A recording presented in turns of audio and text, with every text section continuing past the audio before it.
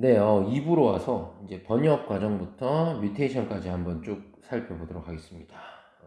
2부는 좀 빨리 지나가고 싶군요. 네, 번역입니다. 그럼 번역은 아까 제일 앞에 우리 서론에서 얘기했듯이 어, 그 뉴클레오타이드 언어를 아미노산 언어로 바꾸는 거예요. 그러니까 이제 한국어를 영어로 바꾸듯 번역이라는 용어를 쓰는 겁니다.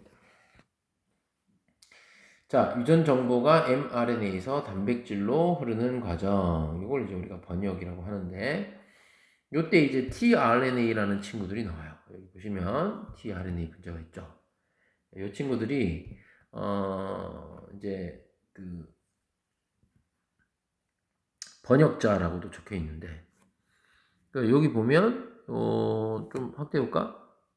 tRNA의 여기 밑에 이 부분은 안티코돈이고 여기 위에는 이제 아미노산을 가지고 있습니다. 그래서 tRNA는 이름 그대로 트랜스포 RNA라서 운반 RNA이고 얘가 이제 아미노산을 운반해 오는데 그 아미노산을 운반해 올 때 그거를 어떤 위치에 딱 들어가느냐는 결국 이것도 코돈과 안티코돈의 상호작용입니다.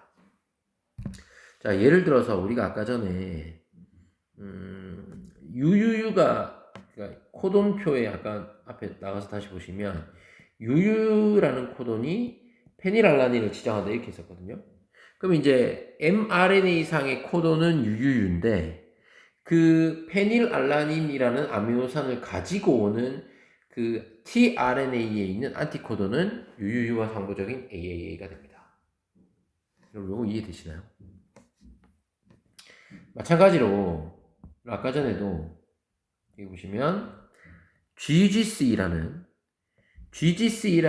아미노산 그 코돈이 오면 얘가 나중에 글라이신이라는 아미노산을 지정한다 이렇게 돼 있을 거거든요. 결국 이제 이 GGC라는 코돈이 왔을 때 그 코돈에 결합할 수 있는 안티코돈은 GGC와 상호적인 CCG가 될 것이고 그럼 그 안티코돈 CCG에 이 코돈이 지정한다고 얘기하는 그 정보 즉 글라이신 아미노산이 붙어 있다는 겁니다. 자, 그러면 여러분 우리가 코돈표로 돌아가서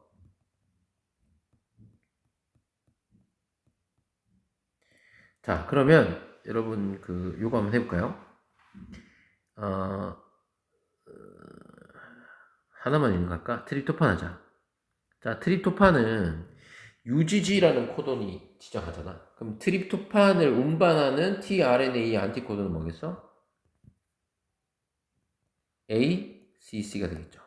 그러니까 안티코돈 ACC인 친구가 트립토판 아미노산을 붙여올 것이고 그 안티코돈이 UGG에 결합할 수 있으니까 우리는 결국 UGG 코돈이 트립토판을 지정한다. 이렇게 얘기하는 겁니다. 이해되세요? 이해했을 것이라고 믿습니다, 여러분. 그러니까 이제 코돈과 아미노산 사이에 사실 tRNA 안티코돈이 한 단계 더 있는 거죠. 그렇게 보시면 되겠습니다.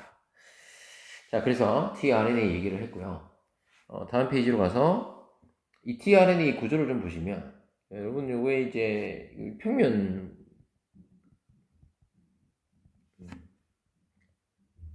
2차원 구조를 보겠습니다. 아까 안티코돈이 있었죠. 그럼 AAG니까 안티코돈이 AAG면 코돈은 뭐야? UUG가 되나? 코돈표를 다시 돌아가기 위해서 그래서 책에 있는 걸 보겠습니다. AAG면 UUC죠. UUC. 그러면 UUC는 아까 전에 뭐였냐면 여러분도 한번 찾아볼래요? UUC는 뭐죠? UUC가 페닐알라닌이네. 그치? 그러면 이제 이 여기 위에 보이는 아미노산 부착 여기에는 페닐알라닌이 부착되어 있겠지. 그러니까 안티코돈이 AAG라는 말은 그 안티코돈이 가서 결합하는 코돈이 UUC라는 거고 그 UUC가 어떤 아미노산을 지정하느냐를 코돈표에서 보면 충분히 알 수 있다는 거죠. 됐습니까?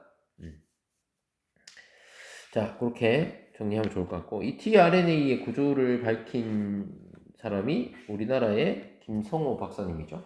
저는 그렇게 알고 있습니다. 그래서 이제 그때 한창 뭐 뭐지? tRNA 이거 뭐 구조 밝혀가지고 뭐 노벨 화학상 받니 뭐 그런 평가들이 좀 떠들었던 것 같은데 아닌가요? 어쨌든 이 운반 RNA, tRNA를 우리나라의 그 박사님께서 구조를 밝혔다. 저는 그렇게 알고 있습니다. 맞나요? 맞을 겁니다. 이름 김성호 박사님이 맞나? 이게 사실 저도 대학교 학부 때 이걸 들어가지고 맞을 겁니다. 뭐 근데 이게 뭐 좀 배경이 있는 걸로 알아요. 뭐 하여튼 뭐 궁금한 친구들 한번 찾아보세요. 이 김성호 박사님 맞습니다. 김성호 박사님이 tRNA의 구조를 규명했습니다. 자, 오른쪽에 보시면 이 3차원적 구조 있죠. 이걸 규명하셨고요. 이제 RNA가 여러분 단일 가닥이지만 저런 식으로 이렇게 3차원적으로는 저렇게 구성이 되어 있고 중간중간에 수소 결합들도 보이네요. 이 tRNA가 그 뉴클레오타이드가 한 약 80개 정도 된답니다.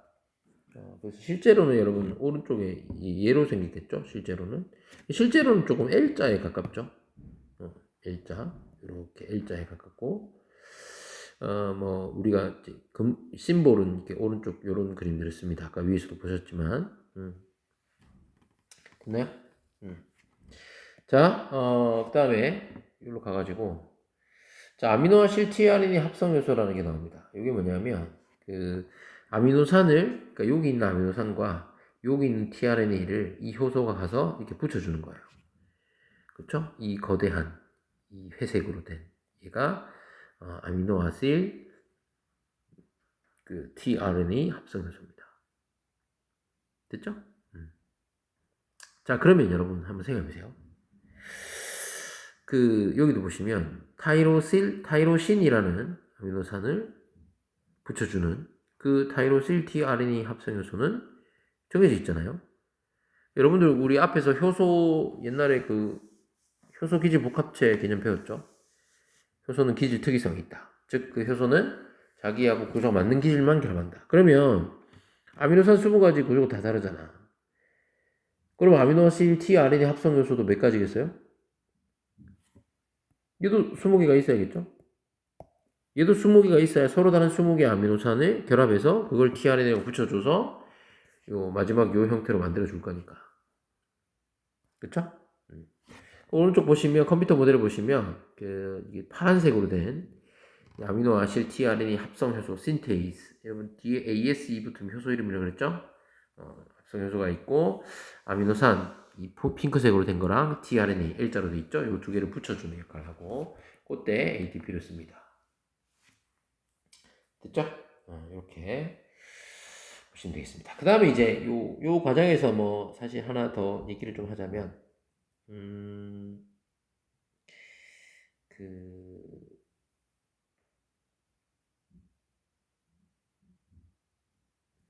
tRNA에 여러분 안티코돈 있잖아요.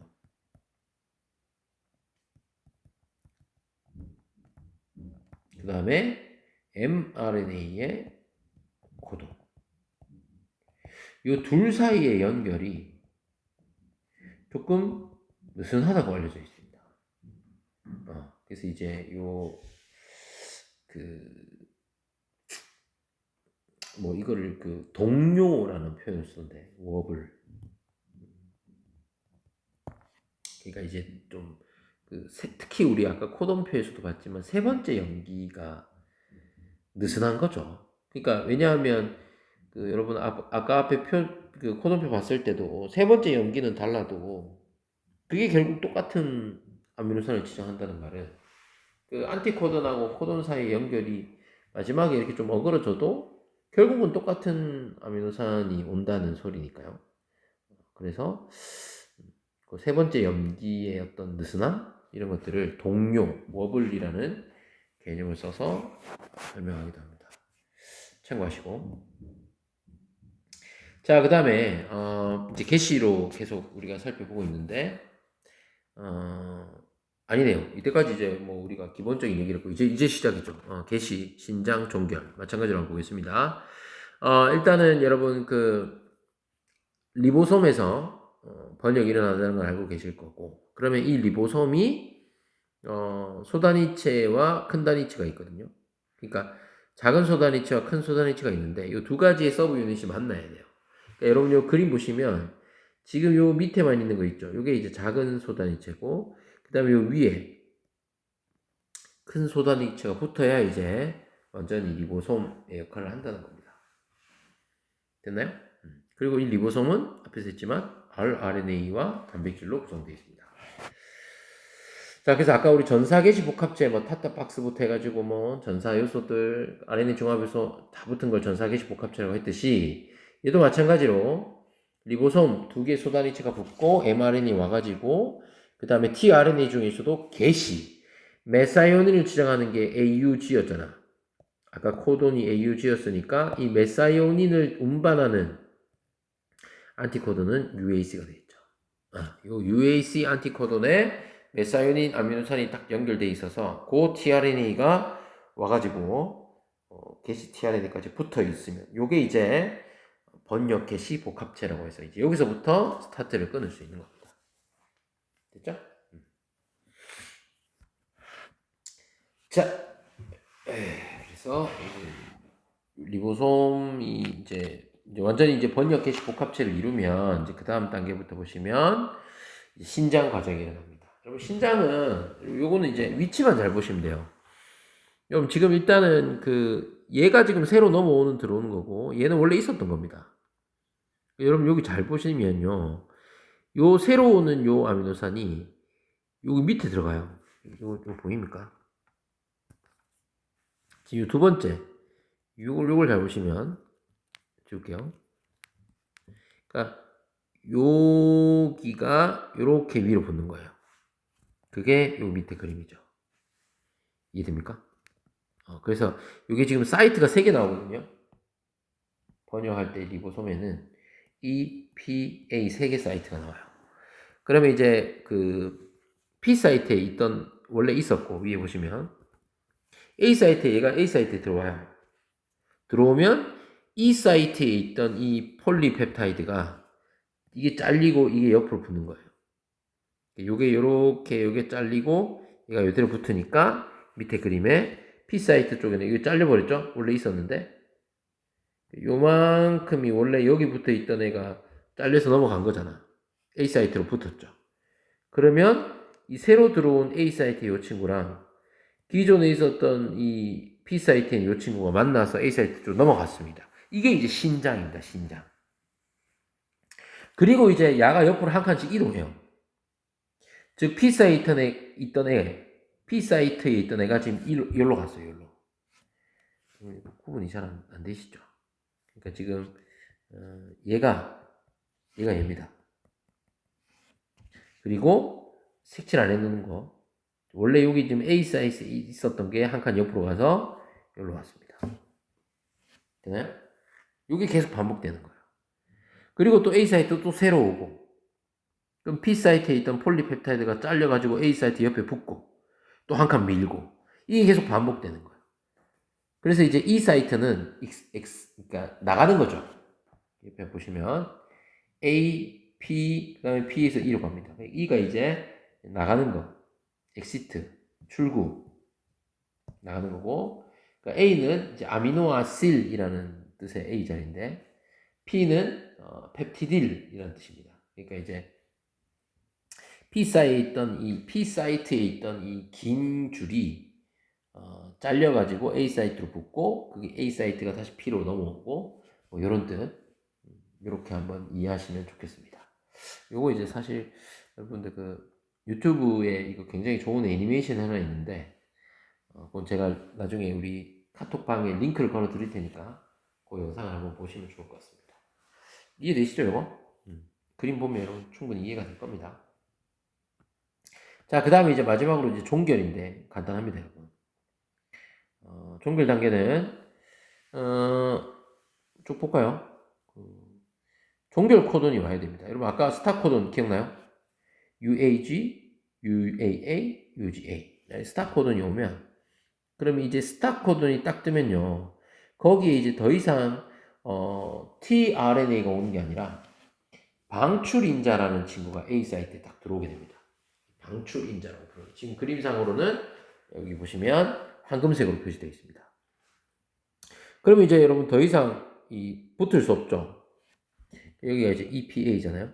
그러니까 P 사이트에 있던 이 폴리펩타이드가 잘려가지고 A 사이트 옆에 아미노산 위에 붙어야 되는데 없잖아요. 그러면 이제 여기서 방출 인자가 오게 되면 이 P 자리에 있는 tRNA와 폴리펩타이드의 사슬을 가수분해한다. 즉, 이걸 잘라내는 소리입니다, 여기를. tRNA 튕기 나가고 이 폴리펩타이드 사슬 튕기 나오고. 그래서 이게 이제 쭉 나가는 겁니다. 이게 폴리펩타이드고 이게 나중에 이제 입체적으로 접히면 단백질이 되는 거죠. 그리고 이제 이 방출인자가 얘들 사이에 가수분해 일어나고 그 다음에 이제 이 리보솜의 이 큰 위에 있는 큰 소단위체와 작은 소단위체가 서로더러 GTP 분자가 가수분해 되면서 얘들이 다 분리돼가 다 빠져나갑니다. 이렇게 보이시죠? 다 떨어져 나가요. 이렇게 분리가 돼서 완전히 이 번역이 종결이 됩니다. 됐습니까? 그래서 뭐 핵심은 이겁니다. 여러분 종결 코돈, 그러니까 mRNA 중에 스탑 코돈 UAG, UAA, UGA라는 서열이 딱 뜨면 거기는 이제 여기에 안티코돈에 되는 안티코돈이 어떤 아미노산을 지정하고 있지 않잖아요. 우리 아까 코돈표에서도 종결 코돈은 아미노산 지정 안 한다고 했잖아. 그럼 세부적으로 봤을 때는 그때는 이 A 자리에 방출인자라는 게 결합을 해서 P 사이트에 기존에 있었던 폴리펩타이드랑 tRNA 사이 결합을 끊어버리고 그 다음에 이것이 리보솜의 단위체에도 분해하게 만드는 영향을 준다. 이렇게 해서 번역이 종결된다라고 보시면 됩니다. 자, 그 다음에 계속해서 보시면 이제 기능을 갖는 단백질들의 완성과 목적지로 이동 이렇게 제목을 붙여놨는데 이것도 여러분들 쭉 읽어보시면 되고요. 여기 보시면 시그널 레코그니션 발음이 맞나요? 파티클이라 그래서 SRP라는 이 신호 인식 입자 우리나라 말로 하면 신호 인식 입자라는 게 있습니다. 요게 이제 결합하는 거죠. 그럼 여러분 지금 여기 보시면 리보솜이라고 적혀 있는데 요게 전부 다 리보솜이에요. 하나. 그리고 리보솜에 지금 끼어 있는 이 무슨 길쭉한 맞죠? 띠 같은 거 이게 전부 mRNA이고 그러면 이제 이 리보솜들이 이 신호 인식 입자라는 거랑 이제 결합을 해서 이 신호 펩타이드, 시그널 펩타이드라고 하는 물질이 신호 인식 입자랑 결합을 하면 그것 때문에 얘가 소포체로 이동하는 겁니다. 지금 여러분 여기 ER 이게 소포체거든요. 그죠? 그래서 여러분 배우셨죠? 그 리보솜에서 합성된 단백질이 소포체를 통해 이동한다 이렇게 배웠잖아요. 그럼 이제 이 프로테인이라고 하는 게 소포체 안에 들어와서 소포체를 거치면서 골지체까지 갔다가 세포 밖으로 분비가 되겠죠. 거기 이제 어떤 그 단백질을 목적지로 이동시켜 주는데 신호 입자, 신호 펩타이드가 관여한다라는 얘기를 하는 거고 폴리리보솜이라는 개념이 나옵니다. 이거는 이제 이것도 마찬가지 폴리니까 리보솜이 하나의 동시다발적으로 붙는 거예요. 그러니까 세균도 마찬가지고 진핵세포도 마찬가지고 하나의 mRNA 하나의 하나의 리보솜만 이게 아니라 여러 리보솜이 동시에 붙어가지고 굉장히 이거를 빨리 폴리펩타이드를 만들 수 있는. 실제로 여기 오른쪽에 보면 템 주사 전자 현미경 보시면 이 mRNA 분자 하나에 리보솜이 막 여러 개 붙어 있잖아요. 이런 걸 우리가 폴리리보솜이라고 합니다. 폴리리보솜. 됐죠? 이렇게 해서 굉장히 여러 개의 폴리펩타이드 복사물을 빠르게 만드는 기작이다 라고 보시면 되겠습니다. 자, 이제 네 번째 장으로 가서 이제 뮤테이션 얘기를 하고 이제 오늘 8강 수업을 마무리할까 싶어요. 자, 돌연변이는 여러분 위에 이 글부터 한번 볼까요? 하나 또는 몇 개의 뉴클레오타이드 돌연변이는 단백질 구조와 기능에 영향을 줄 수 있다. 단백질 구조 기능은 늘 세트로 가는 거고 단백질의 구조가 바뀌면 원래 기능을 잃어버리는 거니까. 자, 근데 이제 이 돌연변이의 유형들을 좀 알려줍니다. 첫 번째는 이제 점돌변이라고 해서 얘는 이제 DNA 염기서열 한 개 뉴클레오타이드가 다른 걸로 바뀌는 겁니다. 제일 대표적인 게 지금 그림에 보이는 남모형 적혈구 분열증이죠. 이게 이제 적혈구는 그 단백질이 4차 구조라서 알파 서부 유닛, 베타 서부 유닛 이렇게 두 개씩 이렇게 붙어 있는 그런 헤모글로빈 단백질이 이 줄을 이루고 있잖아요. 그리고 여러분 아시다시피 적혈구는 핵도 없잖아. 안에 헤모글로빈으로 꽉 차 있단 말이지. 그럼 이 헤모글로빈 중에 베타글로빈의 소단위치의 어떤 특정 위치에 CTC라는 서열이 나와야 되는데 이 T가 A로 치환이 돼버리면 결국 이 코돈이 GAG가 나와서 글루탐산이 나와야 이게 정상인데 이 GUG 여러분 중간에 염기 바뀌면 타격 크죠? 그러면 이 발린이라는 염기 하나가 바뀌는 겁니다. 결국 여러분 어떤 특정 위치에 아미노산 종류 딱 한 개 바뀐 거예요. DNA 염기 한 개 바뀜으로 인해서. 근데 그게 세포의 모양을 이렇게 바꾸는 나비 효과를 불러일으키죠. 그래서 이제 이 비정상적인 어떤 헤모글로빈 구조가 만들어지고 그 헤모글로빈끼리 막 이렇게 결합을 해가지고 이 세포의 모양까지 이렇게 남모형을 만드는.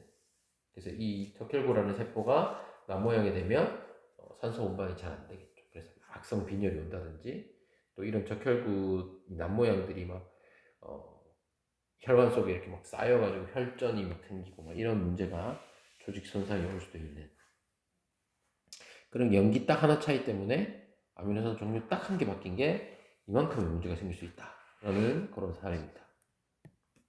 자, 그 다음에 뉴클레오타이드 쌍치환이라고 해서 여러분 그 여러 가지 좀 유형을 보겠습니다. 여러분 보시면 사일런트, 미스센스, 넌센스입니다.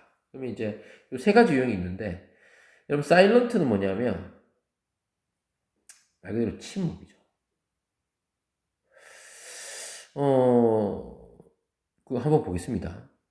여러분 효과가 있나요? 그러니까 이게 무슨 말이냐면 자, 원래 와일드 타입 보세요. 원래가 여기 보면 요 위치에 이제 글라이신이고, 그죠? 세 개씩 꺼내야 되니까 3 CCG입니다. 근데 G 대신 A가 된 거예요. CCA가 돼버렸어. 근데 그럼 코드는 GGC가 원래 정상 코드인데 GGU가 됐죠. 근데 세 번째 염기라서 똑같아 글라이신. 그러면 염기가 달라졌지만 결과적으로 똑같은 아미노산이 지정됐기 때문에 문제가 없는 거예요. 아미노산 서열에는 전혀 문제가 없는 겁니다. 물론 DNA 염기, 그러니까 트리플렛 코드랑 코돈에는 이 정보가 달라졌지만 결국 그 코돈으로부터 지정되는 아미노산에는 문제가 없는 겁니다. 이게 이제 사일런트입니다. 효과가 없죠.